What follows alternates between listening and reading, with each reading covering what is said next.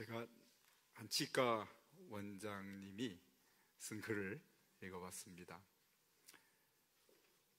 제가 참 사랑하는 그 삼촌, 작은 아버지겠죠. 있는데 중환병이 들어서 이렇게 생이 얼마 남지 않아 병원에 입원해 있는데요. 작은 어머니가 목사님을 초청해서 기도를 부탁하고 말씀을 아마도 부탁한 것 같습니다. 목사님이 몇몇 권사님들과 함께 오시더니 다짜고짜 그 삼촌에게 꾸짖는 말씀을 하셨대요. 왜 예수 안 믿었느냐, 이 상황까지 왔느냐 그러면서 어떤 위로보다는 예수 믿지 않은 그런 불신에 대해서 꾸짖는 그런 모습을 보고 이분이 굉장히 그 상처를 받은 거예요. 그래서 평생 잊지 못하는 기억 속에 늘 그 장면이 자리하고 있답니다. 저희가 잘 되는 치과병원을 갔더니 한 그 상담해 주는 분이 이런 얘기를 했답니다. 자기는 환자들에게 절대 세 가지를 하지 않는다. 그래서 첫째로 거짓말을 하지 않고, 그 다음에 두 번째 겁을 주지 않고, 세 번째는 비난하지 않는다. 무슨 소린가 하면 그렇잖아요. 사람들 살다 보면은 저를 비롯해서 여러분들 모두가 이 치아에 대해서 상당히 그 관리가 잘 안 되잖아요. 어떤 사람들은 사업에 실패해서 그 사업 때문에 고민하고, 또 돈이 없어서 치과를 못 가기도 하고, 또 마음에 치과 공포증이 있는 사람도 있고, 또 뭐 여러 가지 당뇨나 흡연 같은 이런 일로 인해서 이가 망가진 사람들이 많은데, 많은 의사들이나 또는 그 직원들이 그런 분들 보면 야단을 친다는 거예요. 왜 이 지경이 될 때까지 안 왔느냐, 또는 이게 뭐냐 이렇게 말하는데, 이분은 절대로 그렇게 말하지 않고 그런 어려운 상황에 온 환자들을 이해해주고 잘 위로해줘서 그 치과가 잘 된다 하는 글을 제가 읽어봤습니다.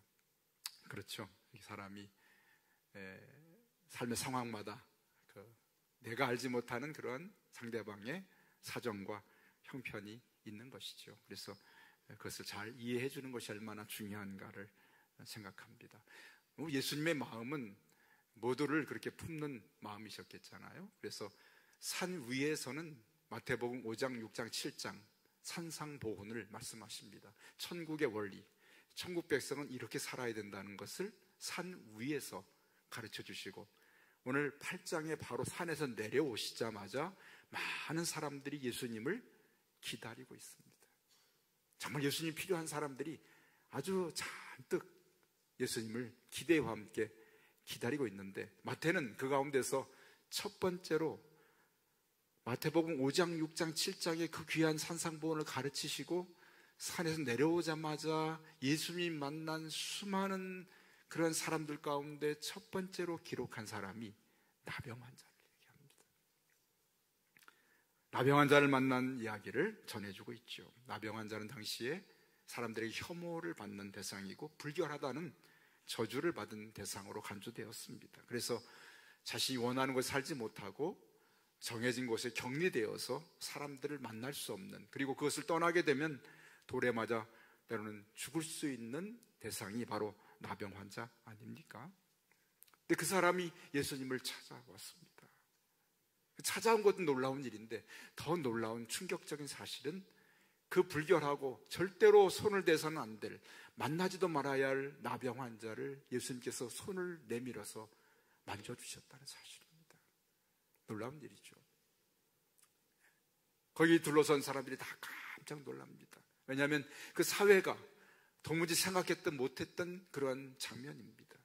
나병 환자는 사람 가까이 하지 못할 뿐만 아니라 만진다는 건 상상할 수 없는데, 예수님이 말씀으로도 그를 고칠 수 있었지만 손을 내밀어 그를 만지십니다. 예수님은 바로 부정한 것을 만지셨을 때 그 부정함에 예수님이 감염이 돼서 부정해지는 존재가 아니라, 부정한 자를 만져주시면 그 부정한 자가 예수님으로 인하여서 정결케 되는 능력이 있는 분이기 때문에 주님께서 그를 만져주신 줄로 믿습니다. 부정한 자가 예수님을 찾아오고, 그리고 예수님은 그를 만져서 정결한 자로 고쳐주시는 모습, 이것이 바로 교회의 모습인 줄로 믿습니다. 아멘. 교회예요. 자, 복음서에는 예수님이 식사 자리에 가셔서 함께 음식을 잡수시는 이야기가 한 10여 군데 나옵니다. 그 가운데 여러분 기억나시죠? 가나 혼인잔치에 가서 음식을 잡섰겠죠? 그리고 마리아와 마르다가 집에 초대해서 음식을 대접합니다. 그리고 엠마오로 가는 두 제자와 함께 식사를 하는 장면도 기록됩니다. 이런 것들은 매우 일반적인 식사의 자리인데요, 오늘 성경에서 보면 그 당시 사회에서 일반적이고 통념적이지 못한 그러한 식사 자리, 아니 도전적인 그러한 식사 자리가 있었는데 바로 세리의 집에 가셔서 음식을 잡수시는 장면을 우리가 오늘 마태복음 9장과 또 누가복음의 삭개오의 집에 가신 이야기를 두 가지를 통해서 발견하게 됩니다. 오늘 마태를 세관에 앉아있는데 부르셨잖아요. 나를 따르라 했더니 마태가 모든 걸 버려두고 주님을 따르게 됩니다. 아마도 그리고 세관의 일을 그만두고 이제는 주님을 따르기로 결정하고 아마도 송별 자리에 잔치를 벌인 것 같습니다. 거기에 죄인과 세리가 가득하게 앉은 그러한 잔치가 벌어졌고요, 그 집에 가서 주님께서 함께 그들과 음식을 잡수시는 모습을 오늘 마태는 우리에게 전해주고 있죠. 일반적이지 않은 모습입니다. 왜냐하면 그 세리, 죄인들은 사람들이 가까이 하지 않는 대상이었거든요. 함께 식사하지 않는 대상입니다.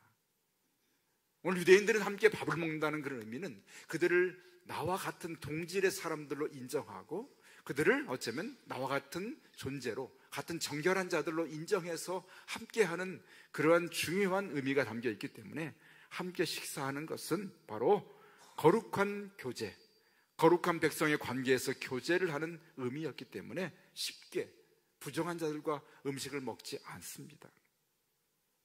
예수님이 그래서 세리의 집에 가서 식사하시는 모습은 매우 특별한 모습이고요, 바리새인과 일반적인 사람들의 눈에 거슬리는 그러한 장면인 것을 알 수가 있습니다. 여러분, 삭개오의 집에 가실 때는 그가 세리장인데요, 아예 내가 너의 집에 가서 유하고 싶다고 당신이 가고 싶어 하시는 모습을, 의사를 그렇게 표현했던 것이 삭개오의 집에 가셨던 예수님의 모습인 것을 보게 됩니다. 다 알다시피 세리는 당시에 가장 악평을 받는 직업을 가진 사람들이지요. 사람들의 주머니에서 돈을 빼앗아 자기의 욕심을 채우는 사람들이고, 로마 정부에 그 돈을 빼앗아서 갖다주는 매국노였고, 그리고 당시에 강도나 도적과 살인자로 취급받는 것이 세리였습니다. 세리가 법정에서 증언을 해도 그것은 효력이 없습니다. 세리의 돈은 구제했을 때 받질 않습니다. 그것은 더러운 돈이라 여겼기 때문이지요. 그 장면을 바라본 오늘 바리새인들이 참지 못하고 11절에 보니까 이렇게 묻습니다. 너희 선생은 세리와 죄인들과 함께 잡수시느냐? 왜 그렇게 하느냐? 어찌하여? 그러면서 예수님의 하시는 그 식탁을, 방문한 그 집을 오늘 사람들은 이해하지 못하고 받아들일 수 없는 그런 식사였던 것을 보여주고 있습니다. 다른 말씀에서는 왜 너희 선생은 세리와 죄인의 친구가 됐느냐고 그렇게 오늘 탄식하는 바리새인들과 그런 유대인들의 모습을 우리가 발견하게 됩니다. 그런데 여러분, 오늘 성경에서 우리는 예수님이 가까이 한 사람들의 면면을 살펴보게 되면 대부분 사람들에게 소외받고 사람들이 관심 두지 않는 그런 대상들이었던 것을 보게 됩니다. 사마리아 사람들이요, 혼혈족이라는 이야기죠. 미움받는 폭군 헤롯의 군인들이요, 또는 매국노 세리, 그리고 7 귀신 들렸던 그런 창기 같은 그런 사람들이 예수님 주변에 가득했습니다. 그렇죠? 병든 사람들, 버림받은 사람들, 이런 사람들이 예수님을 찾아오게 되고, 그들이 예수님 만나면 그렇게 편안해하고 그렇게 좋아할 수 없었습니다. 그분을 따르고 싶어 했던 사람들이 바로 여기 세리와 같은 그런 죄인 취급받는 사람들이 주님을 가까이 했습니다. 오히려 사회적으로 존경받는 계층 사람들은 예수님을 대해서 차가운 반응을 보이게 됩니다. 부자와 귀족인 사람들은 머리를 흔들고 떠나가게 되고, 밤에 몰래 찾아오기도 하면서 예수님을 가까이 너무나 힘들어했던 존재들이 오히려 사회에서 어떤 위치를 갖고 존경을 받는 사람들 아니었습니까? 왜 그랬을까? 왜 세리와 죄인들은 예수님을 그렇게 가까이 하면서 편안해했고, 그리고 사회적으로 인정받고 칭찬받고 존경받는 사람들은 왜 예수님을 부담스러워하고 그렇게 가까이 하기에 참으로 힘들어했을까 하는 이유를 살펴보게 되면 여기에 있습니다. 그분을 만나게 되면 사람들의 마음속에 감춰져 있던 죄가 드러나기 때문이었습니다. 어쩌면 밝은 빛을 보고 빛 앞에 선 사람처럼 도무지 감추려 해도 감출 수 없는 그 사람들 속에 있는 죄악이 드러나게 됩니다. 그런데요, 여러분, 자기가 어떤 위치를 갖고 존경받는 그런 삶을 살았던 사람들은 자신의 죄가 드러나는 것을 두려워하고 부담스러워합니다. 그렇죠? 그것으로 자신의 그 모든 감춰졌던 그런 위선적인 것들이 다 깨어지기 때문에 예수님 빛 가운데로 오질 못합니다. 그런데 사회적으로 소외되고 버림받고 병든 사람들은 자신이 드러나도 아무런 문제가 없습니다. 이미 자신은 모든 것이 다 드러나서 죄인 취급받는 사람이기 때문에 오히려 예수님을 만나게 되면 오히려 자신의 잘못된 것을 오히려 깨닫고 고백하고 용서를 받는 그런 오히려 용서의 기쁨을 누릴 수 있는 대상이었기 때문에 그분을 가까이 하기를 원했고 그분을 만나기를 원했던 것을 우리는 알게 됩니다. 그런 장면이 있잖아요, 여러분. 현장에 가늠하다 붙들려온 한 여인을 돌로 치려고 사람들이 돌을 들었을 때 뭐라고 하십니까? 너희 가운데 죄 없는 자가 먼저 돌로 치라. 이 여인의 죄는 분명히 드러났습니다. 돌을 들고 있는 사람 자신들이 죄가 없는 것처럼 돌을 들고 있습니다. 그런데 주님 말씀 한마디에 그들의 죄가 다 드러납니다. 너희 중에 죄 없는 자가 먼저 돌로 쳐라. 그 말씀 앞에 모두가 그들의 죄가 밝히 드러나고 맙니다. 죄를 범한 여인은 예수님께 용서를 받고 새로운 삶을 살 수 있는 힘과 용기를 얻습니다. 바로 죄인이 예수를 만났을 때 일어나는 일들이지요. 죄가 드러났지만 그 죄를 사함받고 그 죄 사함받은 자의 그런 새로운 삶의 소망과 희망이 예수님 만난 자에게 생기기 때문에 그래서 사람들은 그분을 만나기를 즐겨했던 것입니다. 그런데 돌을 든 사람들은요, 감추고 싶었던 죄가 드러나서 그 죄를 부끄럽게 여기고 죄를 깨닫지 못하기 때문에 주님을 떠나서 뒷걸음질을 칠 수밖에 없는 존재들이 바로 거기에 돌을 든 사람들의 모습이 아닙니까? 그렇죠. 예수님께서 마태를 가까이 하면 여러분 어떤 일이 생길까요? 마태를 미워하고 싫어하고 따돌렸던 사람들이 예수님을 멀리 하겠죠. 그리고 예수님은 어쩌면 정말 소수의 사람들과 함께 할 수밖에 없는 분으로 남을 것입니다. 그런데도 불구하고 예수님은 마태를 가까이 한 이유가 무엇일까요? 물론 마태 같은 사람도 내 제자가 될 수 있다는 걸 보여주는 중요한 의미가 있습니다만 또 하나 중요한 의미가 있다면 여러분 오늘 12절 말씀입니다. 여러분 같이 읽어볼까요? 12절 예수께서 들으시고 이르시되 건강한 자에게는 의사가 쓸데없고 병든 자에게라야 쓸데있느니라. 아멘. 예수님께서 마태를 가까이 한, 죄인과 세리를 가까이 한 이유는 바로 여기에 있었습니다.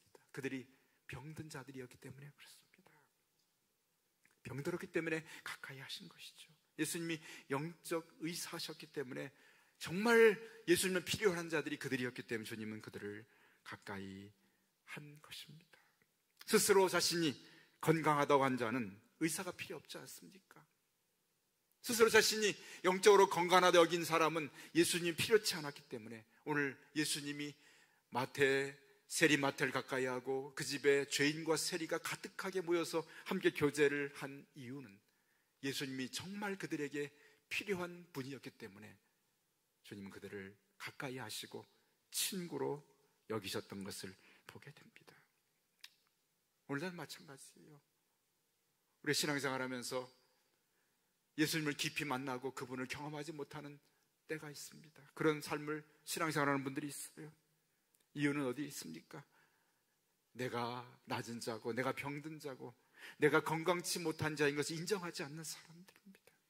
내 마음에 주님 앞에 올 때마다 내가 죄인 되고 내가 병들었고 내가 부족한 자인 것을 가지고 주 앞에 서게 되면 주님은 어김없이 한 번도 변함없이 우리에게 그 은혜를 베푸시고 치유하시고 회복하심을 허락하여 주시는 분이 우리가 믿는 예수 그리스도이신 줄로 믿습니다.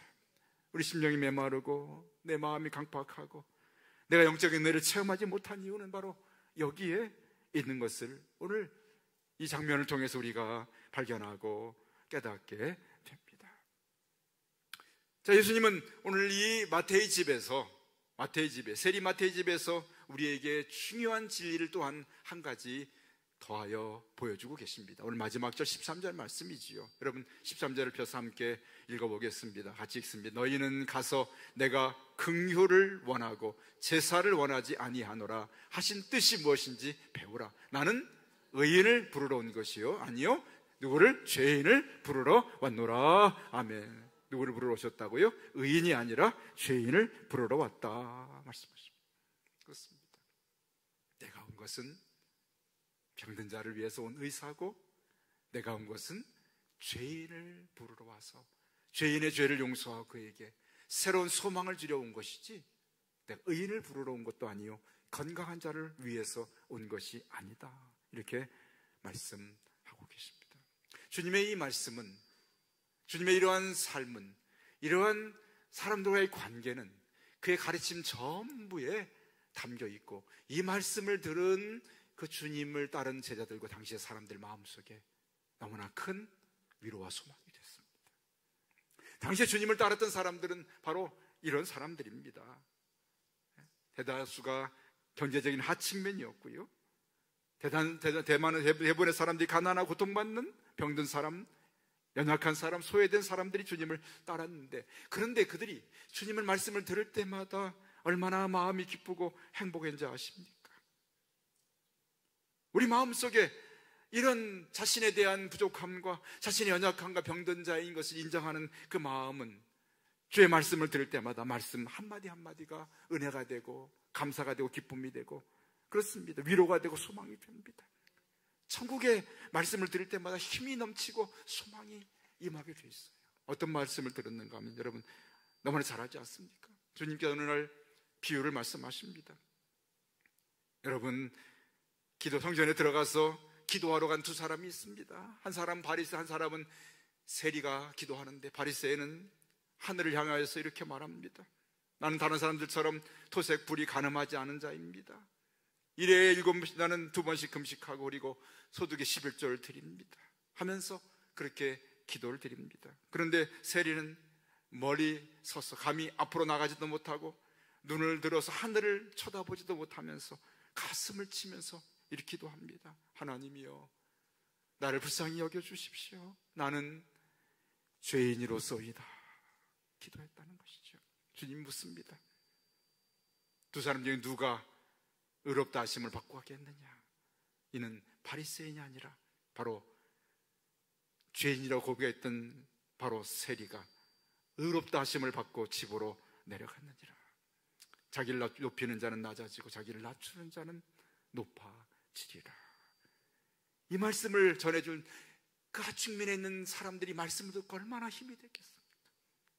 얼마나 용기를 얻었겠어요? 그래, 우리가 죄인이고 사람들에게 소외되고 우리가 버림받은 존재지만 주님 저분 예수 그리스도 저분을 만나면 저분의 말씀을 듣고 있으면 기쁨이 회복되고 위로가 되고 소망이 된다. 천국의 힘이 생긴다고 말합니다. 어디 이 말씀뿐이겠습니까?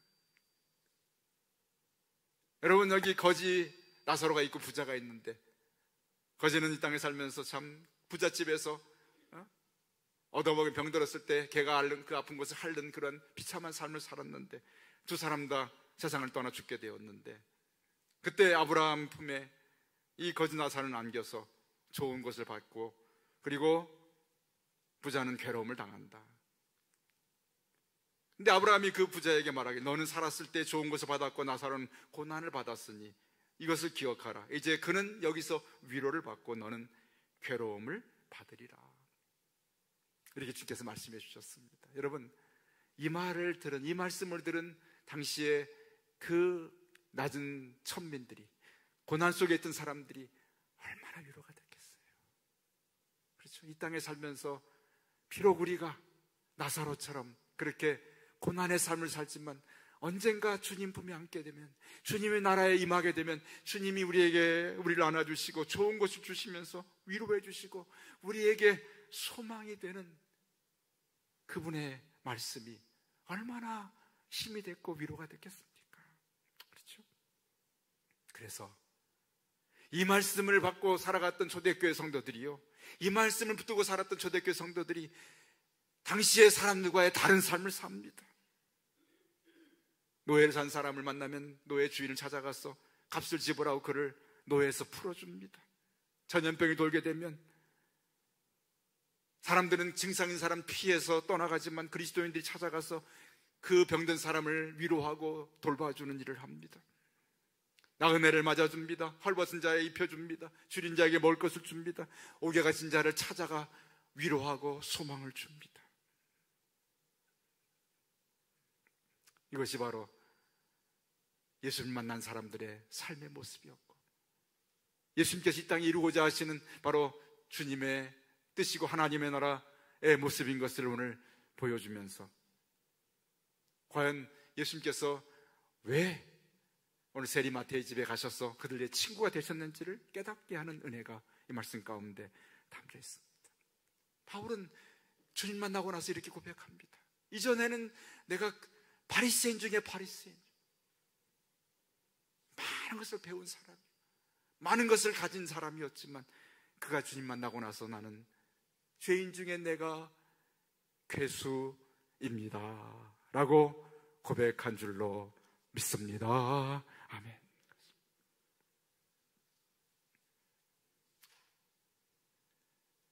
주님께서 이 땅에 오시기 전에는 어쩌면 하나님께서 율법을 통해 원하시는 것은 의로운 자를 원하셨어요.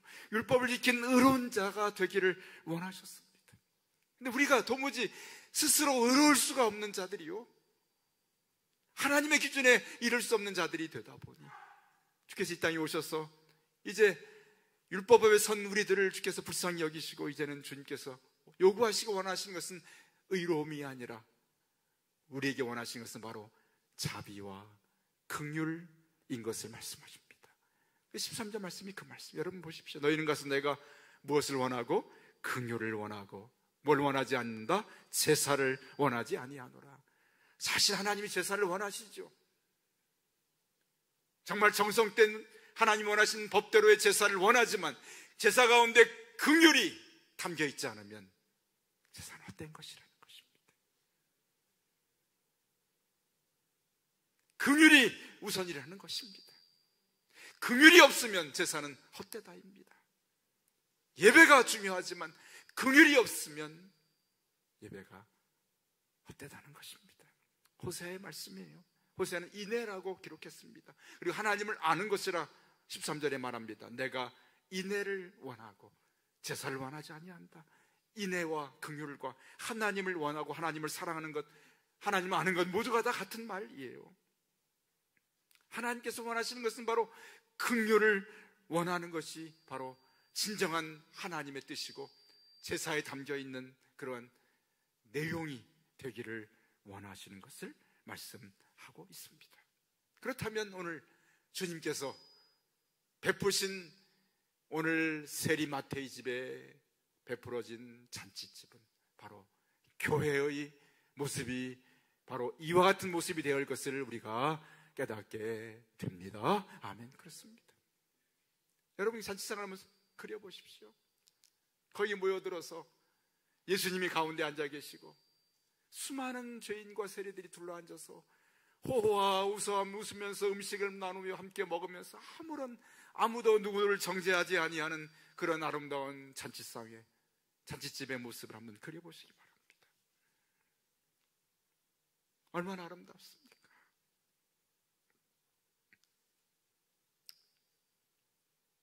누구도 자신을 스스로 높이지 않고 누구도 누구를 정죄하지 아니하고 예수님과 둘러앉아서 마음껏 음식을 나누고 마음껏 기뻐하고 마음껏 행복해하는 오늘 세리마태의 집에 펼쳐진 잔치상의 모습, 이 모습이 주께서 원하시는 교회의 모습이고 우리가 이루어야 할 교회의 모습인 것을 저 여러분이 깨달아 알아야 할 줄로 믿습니다. 그렇습니다. 그곳에는 예수님이 계십니다. 예수님 만져주신 사람들이 있고요, 예수님 용서한 죄인들이 있고, 예수님 고쳐주신 병든 사람들이 있고, 예수님이 귀신을 쫓아내 주신 회복된 사람들이 있고, 우리 삶 전체가 전인격적으로 내 성품과 내 육신과 내 정신과 내 신앙과 모든 것들이 다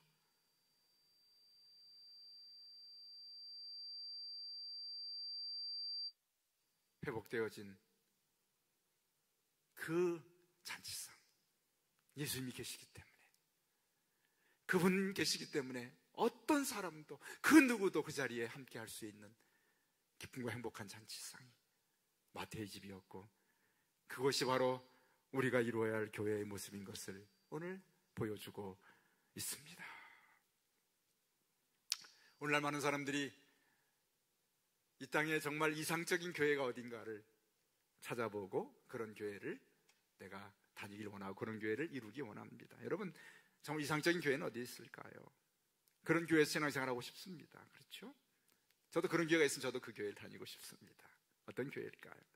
이상적인 교회를 찾는다는 것은 우리 머릿속에 우리가 어떤 예수 그리스도를 어떤 분으로 여기고 그분이 만나길 원하는 사람들이 누군가를 깨달을 때 그곳에 바로 이상적인 교회가 존재합니다. 그렇죠? 사실은 교회는 우리가 천국이 되기를 원하지만 때로는 천국을 바라긴 하지만 교회는 오히려 병원의 모습을 가지고 있는 것이 교회가 아닌가 생각이 됩니다. 사실은 예수님 근처에 있던 수많은 사람들처럼, 그렇죠?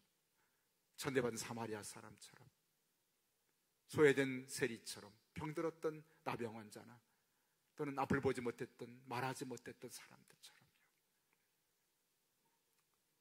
때로는 자신의 직업 때문에, 육체적인 그런 상황 때문에, 자신의 출신 때문에, 자신의 그런 현재 경제적인 그러한 상황 때문에 사람들에게 참 때로는 소외됐던 그런 버림받았던 사람들, 그런 사람들이 함께 모이는 곳이 교회입니다.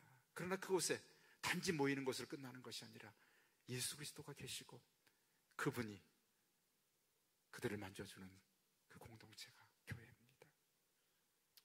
때로는 마음을 만져주고, 때로는 육신을 만져주고, 때로는 삶의 형편을 돌아봐 주시고, 그래서 그곳에 병들어서 왔지만, 그곳에 아파서 왔지만, 그곳에서 배고파서 왔지만, 헐벗어서 왔지만, 그곳에 참 힘들어서 왔지만, 외로워서 왔지만, 고통스러워서 왔지만, 그러나 예수님을 만나고 예수님을 함께 만난 사람들이었기 때문에 그들이 함께 그 잔치상에서 함께 먹으며 함께 마시며 함께 행복해하는 그것이 바로 주님이 만들기 원하시고 이루기 원하시는 이 시대의 교회의 모습이 되어야 합니다. 그것이 교회죠. 그래서 오늘 저는 마태의 집을 보면서 그런 꿈을 꿉니다. 주님, 우리 금천교회가 마태의 집과 같은 그 모습이 우리 금천교회의 모습이 되게 하여 주시옵소서. 기도합니다. 주님 곁에 그렇게 주님을 만나면 편안하고 주님 만나면 기뻐했던 사람들이 주님 곁에 있었던 것처럼 우리 교회가 주님 곁에 있었던 사람들로 가득한 교회가 되게 해주십시오. 주님 만나면 그렇게 행복했던 사람들이 모인 곳이 되게 하시고, 주님 손 내밀어만 육신의 병을 고쳐주시고, 주님께서 마음의 아픔을 고쳐주시고, 삶의 고통을 바꿔주시고, 삶의 형편을 돌봐주시는 주님의 손길이 함께하는 교회 공동체가 되기를 원합니다. 오늘 세리마태의 집이 바로 교회입니다. 초대교회가 그런 교회의 모습을 잃어버리지 않았습니다. 오늘 우리 금천교회 공동체가 이런 교회의 모습으로 지금 이곳에 서 있게 된 줄로 믿습니다. 그리고 그런 모습으로 주께서 우리 교회가 계속하여 주님이 자리하시고 모든 사람이 함께하는 그런 교회 공동체를 주께서 우리에게 원하심을 깨닫는 은혜가 저 여러분 심령 안에 임하시기를 주의 이름으로 축원합니다. 이거 주님이 원하시는 교회의 모습이에요. 오늘도 주님 이런 교회를 꿈꿉니다. 이런 교회가 되기를 원합니다. 저 여러분 마음속에 세리마티아의 집을 그려보면서 그곳에 행복한 사람들이 가득한 모습, 우리 교회의 모습이 되게 하여 주옵소서. 기도하는 복된 주일 되시기를 주의 이름으로 축원합니다. 아멘. 기도하십시다.